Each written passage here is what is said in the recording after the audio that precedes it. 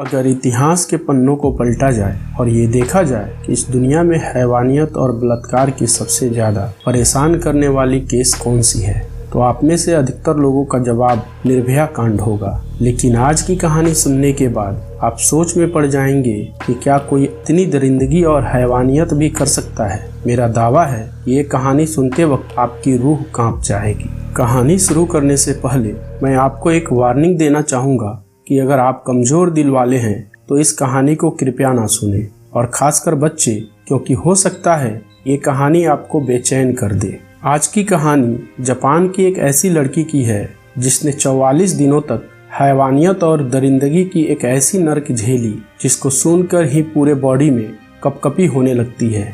ये कहानी जापान की एक 17 साल की लड़की की है जिसका नाम जुंको फुरुता था। इस केस के तथ्यों को कोर्ट में पेश किया गया तो उसके साथ हुई हैवानियत और दरिंदगी को सुनकर एक आदमी कोर्ट रूम में ही बेहोश हो गया। दोस्तों, मैं आज आप लोगों से चैनल को सब्सक्राइब या वीडियो को लाइक करने के लिए नहीं कहूँगा, क्योंकि ये वीडियो उस बहादुर लड़की को समर्पित है जिसने 44 दिनों तक उन दरिंदों के जुल्मों को झेला। तो ये कहानी शुरू होती है एक ऐसे जगह से जो जापान के टोक्यो शहर से कुछ दूरी पर है, जिसका नाम आयासे है, जहां 23 जनवरी 1989 को जापानी पुलिस 2 लड़कों को एक 19 साल की लड़की के साथ बलात्कार करने के जुर्म में गिरफ्तार करती है। उनमें से एक का नाम हिरोशी मियानो और दूसरे का नाम जो ओगुरा था, और दोनों आपस में अच्छे दोस्त थे। उसके बाद जब पुलिस इनके बारे में तफ्तीश की तो पता चला कि ये दोनों जापान के कुख्यात क्रिमिनल गैंग याकुजा के जूनियर मेंबर हैं और इनके ऊपर पहले से ही कई छोटे मोटे क्राइम के आरोप भी हैं। फिर ऐसे ही इन्वेस्टिगेशन चलती रही। इसी बीच पुलिस के पास एक महिला और उसके 7 साल के बच्चे का मर्डर की सूचना मिलती है जो 23 जनवरी 1989 के पहले हुई थी। फिर पुलिस को शक होता है कि इस मर्डर में भी इन दोनों का हाथ तो नहीं है। इसी क्रम में पुलिस इन दोनों से अलग अलग पूछताछ करती है। इस दौरान पुलिस अंधेरे में एक तीर मारते हुए हिरोशी मियानो से कहती है, हमें पता है कि तुमने किसी और का भी मर्डर किया है। ये सुनते ही मियानो घबरा जाता है और उसको लगता है कि शायद जो ओगुरा ने सब कुछ बता दिया है। पुलिस जब हिरोशी मियानो को घबराते हुए देखा तो उनका शक और बढ़ गया। फिर जब सख्ती से पुलिस ने पूछताछ किया तो मियानो टूट गया और उसने मर्डर की बात कबूल कर लिया।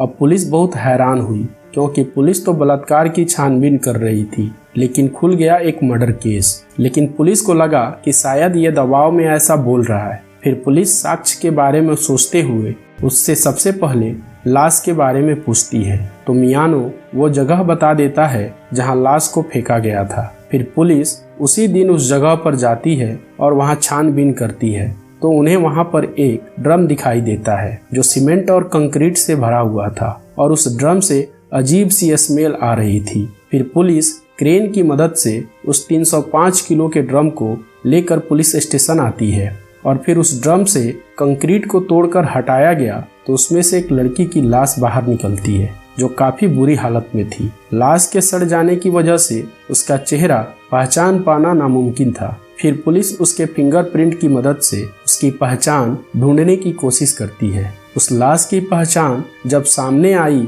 तो पुलिस दंग रह गई, क्योंकि पुलिस अब तक यही समझ रही थी कि यह लाश उसी औरत की है जिसके साथ उसके 7 साल के बच्चे का भी मर्डर हुआ था। लेकिन इस लाश की पहचान तो जुंको फुरुता नाम के एक 17 साल की लड़की के रूप में हुआ। फिर पुलिस उस लाश को पोस्टमार्टम के लिए भेज दी। अब पुलिस के सामने एक नया केस का खुलासा हो गया जो कि पुलिस के शक के जरिए पता चला था। फिर पुलिस ने इस केस के बारे में हिरोशी मियानो और जो ओगुरा से पूछताछ शुरू किया। पुलिस के पूछताछ के दौरान जो कहानी निकलकर सामने आई, उस कहानी को सुनने के बाद पूछताछ करने वाले पुलिस ऑफिसर्स के रूह कांप गए। तो कहानी कुछ इस तरह है। जुंको फुरुता का जन्म 18 जनवरी 1971 को जापान के मिसाटो में हुआ था। 16 वर्ष की जुंको यासियो मिनामी हाई स्कूल में पढ़ती थी, और हाई स्कूल में पढ़ाई के साथ साथ वह एक इलेक्ट्रॉनिक के दुकान में पार्ट टाइम जॉब भी किया करती थी। जुंको फुरुता काफी खूबसूरत और पढ़ने में बहुत तेज थी। उसी स्कूल में हिरोशी मियानो भी पढ़ता था, जो जुंको को बहुत पसंद करता था। उसने कई बार जुंको को प्रपोज किया, लेकिन जुंको ने हर बार उसका प्रपोजल ठुकरा दिया, क्योंकि जुंको को पता था कि मियानो याकुजा गैंग का मेंबर है। मियानो को जुंको की ये बात अच्छी नहीं लगी। फिर उसने उससे बदला लेने की ठान ली, लेकिन उसको कोई मौका नहीं मिल रहा था। इसी बीच 25 नवंबर 1988 को मियानो और उसके दोस्त स्थानीय महिलाओं को लूटने और बलात्कार करने के इरादे से मिसाटो के चारों ओर चक्कर काट रहे थे। तभी तकरीबन रात 8:30 बजे उनकी नज़र पार्ट टाइम जॉब से वापस घर लौट रही जुंको फुरुता पर पड़ी। मियानो के कहने पर उसके एक दोस्त ने जुंको की साइकिल को धक्का मारकर नीचे गिरा दिया और फिर वहां से भाग गया। मियानो मासूम बनने का नाटक करते हुए जुंको के पास आया और उसे सुरक्षित घर छोड़ने की बात कहने लगा। चूंकि जुंको और मियानो एक ही स्कूल में साथ पढ़ते थे, तो जुंको मियानो के साथ चलने के लिए राजी हो जाती है। जुंको इस बात से बेखबर थी कि मियानो उसे घर नहीं बल्कि पास के एक गोदाम में ले जा रहा है। गोदाम पहुंचने के बाद मियानो कहता है कि जिसने तुम्हें धक्का दिया वो मेरा ही दोस्त था और हम दोनों याकुजा गैंग के जूनियर मेंबर हैं। अब मैं जैसा कहता हूँ वैसा करती जाओ, नहीं तो हम तुम्हें जान से मार देंगे। ये सुनने के बाद जुंको बहुत डर जाती है। फिर मियानो उसके साथ कई बार बलात्कार करता है। फिर मियानो ने अपने कुछ दोस्तों को बुलाया और जुंको के साथ बलात्कार की बात कही। मियानो के दोस्तों ने जुंको को कैद में रखने की सलाह दिया ताकि वो भी अपनी हवस मिटा सके। जुंको को मियानो के एक दोस्त मिनाटो के घर में कैद करके रखा गया।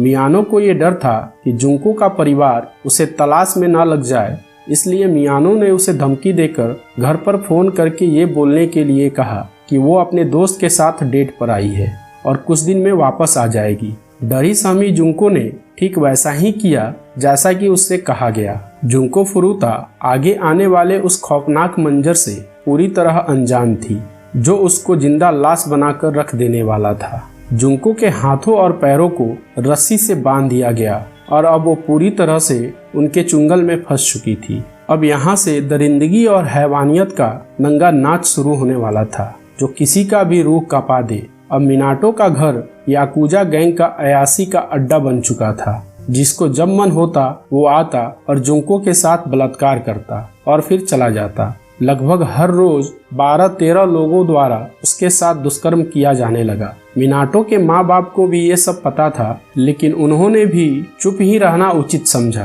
क्योंकि उनको भी पता था कि मिनाटो याकुजा गैंग में शामिल है। अब जैसे जैसे वक्त बीत रहा था, वैसे वैसे जुंको के ऊपर जुल्म बढ़ता जा रहा था। जुंको को पूर्ण रूप से नंगा रखा गया था और साथ ही उसे पूरी रात जमा देने वाली ठंड में बिना कपड़ों के बालकनी में सुलाया जाता था। उसे खाने में कॉकरोच और उसका खुद का पेशाब पीने के लिए मजबूर किया जाता था। इसी बीच जुंको किसी तरह से फोन के पास पहुंच गई और पुलिस को फोन लगा दी, लेकिन कुछ बोलने से पहले ही मियानो आ जाता है और फोन काट देता है। पुलिस का कॉल बैक आने के बाद मियानो कहता है कि गलती से फोन लग गया था। इस बात से मियानो को काफी गुस्सा आता है और वो जुंको को उल्टा लटकाकर पंचिंग बैग की तरह पिटाई करता है। उसके पेट पर अनगिनत घुस्से तब तक मारा गया जब तक कि खून की धारा उसके मुंह से ना बहने लगी। फिर भी उस दरिंदे का मन नहीं भरा, तो उसने सिगरेट और मोमबत्ती से जुंको के सारे अंगों को जला दिया।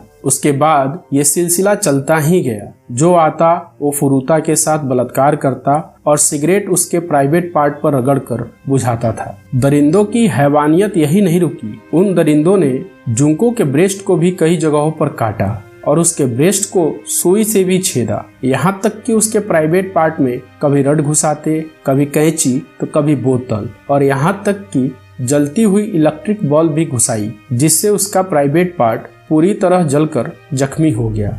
गर्म लिक्विड पदार्थ से उसका शरीर जलाया गया, उसका चेहरा जलाया गया, उसके कान और मुंह जलाए गए, साथ ही लाइटर से पलकें भी जला दी गई। उस पर इतना हैवानियत किया गया जिसके कारण उसके शरीर का हर भाग डैमेज हो चुका था। अत्यधिक पिटाई के कारण उसकी नाक में खून जम गया था, जिसके कारण वो ठीक से सांस भी नहीं ले पा रही थी। उसके शरीर का एक भी भाग ऐसा नहीं बचा था जहां जख्म ना दिए गए हों। उसके शरीर का हर हिस्सा बेरहमी से जलाया और कुरेदा गया। जुंको का इंटरनल पार्ट बुरी तरह से खराब हो चुका था। अब उसकी ऐसी हालत हो गई थी कि उसका पेशाब सोए सोए हो जाता था। खाना भी अब वो पचा नहीं पा रही थी। वो जो कुछ भी खाती उल्टी हो जाता और इन सब के लिए भी उसे बेरहमी से पीटा जाता था। कई बार जुंको ने उन दरिंदों से अपनी मौत के लिए भीख मांगी, लेकिन उन्होंने उसके ऊपर और हैवानियत किया। अब जुंको का शरीर जवाब देने लगा। उसके घावों में पस भरने लगे,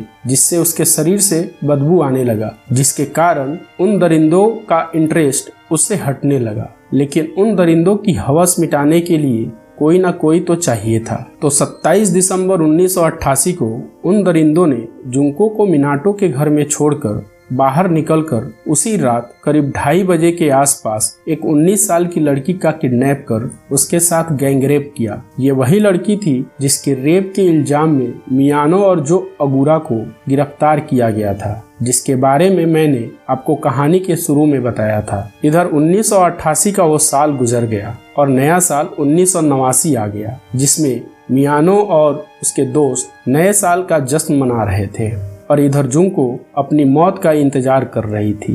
फिर 4 जनवरी 1989 को मियानो और उसके दोस्त फिर से मिनाटो के घर आए और उन्होंने फिर से जुंको पर जुल्म करना शुरू कर दिया। उन्होंने डंबल से उसके पैरों को कुचला। मियानो और उसके दोस्तों ने मिलकर लाइटर के तेल को फुरुता के बॉडी पर गिराकर उसे किस्तों में जलाया। पूरे 44 दिनों तक जुल्म सहने के बाद एक दिन ऐसा आया जब जुंको की सहन शक्ति जवाब दे गई और वो इस दर्द की कैद से हमेशा हमेशा के लिए आज़ाद हो गई और उसकी मौत हो गई। मुझे ऐसा लगता है कि जुंको का मौत उसके लिए अच्छा हो गया, नहीं तो पता नहीं ये नर्क और कितने दिनों तक उसे झेलना पड़ता। फिर वो चारों उसके बॉडी को ठिकाने लगाने के लिए उसके बॉडी को एक ड्रम में डालकर उसके ऊपर से सीमेंट और कंक्रीट के गीले मसाले भर दिए। फिर उस ड्रम को ले जाकर कोटो सिटी में एक सुनसान जगह पर फेंक कर भाग आए। जब ये घटना दुनिया के सामने आई तो पूरी दुनिया सन्न रह गई।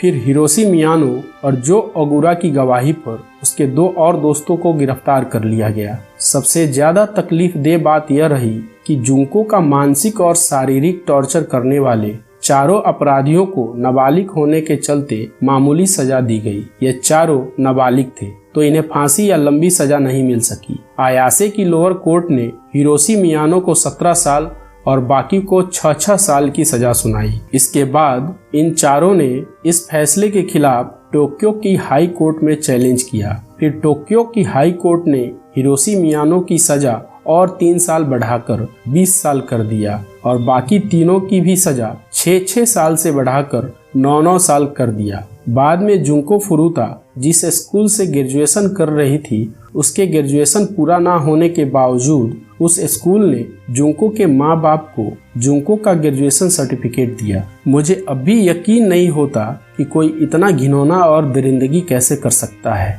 ये दरिंदे जानवर से भी गए गुजरे हैं। जुंको फुरुता एक बहुत ही बहादुर लड़की थी जिसने इतनी हिम्मत दिखाई। मैं दिल से उस बहादुर लड़की को सलाम करता हूँ। तो दोस्तों, ये तो थी आज की कहानी। मैं आपसे मिलूंगा फिर एक नई कहानी के साथ। तब तक आप अपना और अपनों का ख्याल रखें। Thank you so much.